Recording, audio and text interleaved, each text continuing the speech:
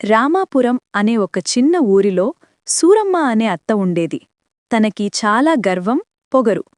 ఇంట్లో అందరూ ఆమె మాటే వినాలి. కాని ఈ గర్వం ఆమె జీవితాన్ని మార్చబోతుందని ఆమెకు తెలియదు. ఆమె కొడుకు సంతోష్ సిటీలో జాబ్ చేస్తుండేవాడు. అక్కడే తనతో వర్క్ చేసే వేదాని ప్రేమించి పెళ్లి చేసుకున్నాడు. వేద చాలా మంచమ్మాయి. ఒకరోజు వేదాని తీసుకొని తన తల్లి దగ్గరకు వచ్చాడు. వాళ్లకు ఎదురుగా వస్తున్న సూరమ్మకు ఏమీ అర్థంకాక ఆశ్చర్యంగా చూస్తుంది.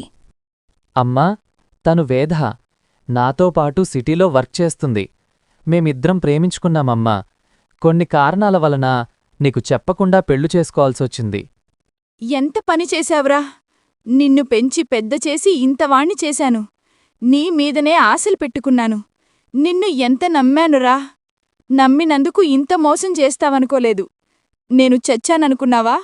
నమస్కారం అత్తయ్యగారు, మమ్మల్ని క్షమించండి. మీకు చెప్పకుండా పెళ్లి చేసుకోవడం మా తప్పే, కాని తప్పలేదు. వేద ఏదో చెప్పాలనుకుంటుంది. కాని అది వినకుండానే సూరమ్మ అక్కడ నుండి వెళ్ళిపోతుంది. బాధపడకు వేధా. నీ మంచితనమమ్మ తొందరలోనే తెలుసుకుంటుంది. నిన్ను తన కోడలిగా తప్పకుండా ఒప్పుకుంటుంది.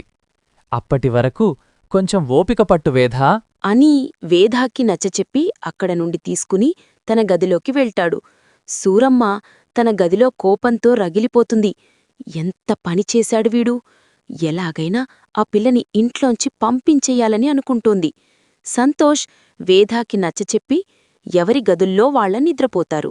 తరువాత ఏం జరుగుతుందో నెక్స్ట్ ఎపిసోడ్లో చూద్దాం.